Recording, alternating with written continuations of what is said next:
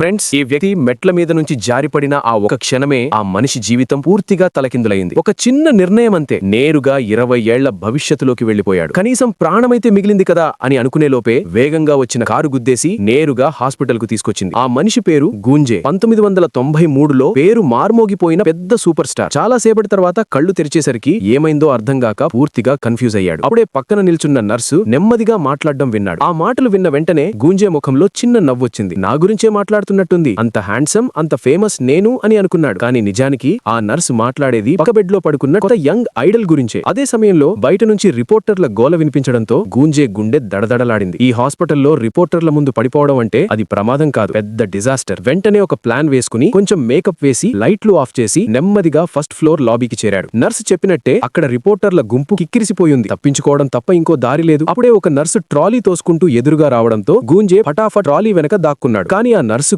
ఇతనికి mental problem ఉందనిపించి ట్రాలీని ఇంకో వైపు తిప్పేసింది. ఇప్పుడు పూర్తిగా బయటపడే పరిస్థితి రావడంతో ఒకసారిగా తిరిగి వీల్ చైర్ లో కూర్చున్న ముసలావిడ వెనక దాక్కున్నాడు. కానీ అదృష్టం ఈ రోజు ఫుల్ రివర్స్ లో ఉండటంతో వీల్ చైర్ ఒకసారిగా మళ్లీ అతని ముఖం మీద ఉన్న కవర్ కింద పడిపోయింది. పరిస్థితి చేజారిపోతుందని అర్థమై గూంజే తన ఫుర్తీ చూపిస్తూ లొంగుతూ తిరుగుతూ నేరుగా గేటు దాకా చేరి చివరికి ఫుల్ హీరో స్టైల్లో నిలబడ్డాడు. అంత ఫేమస్ కావడం కూడా కొన్నిసార్లు శాపమే అన్నట్టు అదే సమయంలో గిరగిరా తిరిగే గ్లాస్ డోర్ లో ఇరుక్కుపోయాడు. అవతల ఉన్న మనిషి చేతులతో సిగ్నల్ ఇస్తూ చేయి తీసేయి అన్నట్టు చూపించడంతో గూంజేకు ఇతనికేదో మెంటల్ ప్రాబ్లం ఉన్నట్టే అనిపించింది. కానీ మంచి విషయం ఏంటంటే కొరియన్ భాష మారలేదు. గ్లాస్ మీద రాసిన మాటలు చదివి చేయి తీసేశాడు. గిరిగిరి తిరిగే డోర్ కాస్త భయపెట్టినా ఎలాగోలా బయట ప్లాజాలోకి వచ్చేసరికి చుట్టూ ఉన్న దృశ్యం చూసి పూర్తిగా షాక్ అయ్యాడు. ప్రజల చేతుల్లో ఉన్న వింత వింత వస్తువులు చూసి ఏం జరుగుతుందో అర్థం కాలేదు. అంతా మోడర్న్ గా ఉండటంతో అతని కళ్లే నమ్మలేకపోయాయి. అప్పుడే సూట్ వేసుకున్న ఒక మనిషి ఎదురొచ్చి గూంజే మాట్లాడేలోపే అతన్ని పైనుంచి కింద దాకా చూసి తిరస్కారంగా ఎక్కడ్నుంచి వచ్చేవరా ఈ పల్లెటూరి వెధవా అని అనేసి ఎలక్ట్రిక్ స్కూటర్ మీద ఎక్కి వెళ్లిపోయాడు. వెళ్లిపోతూ గూంజే ముందు ఒక రౌండ్ కూడా వేసి నేనంత హైటెక్ రా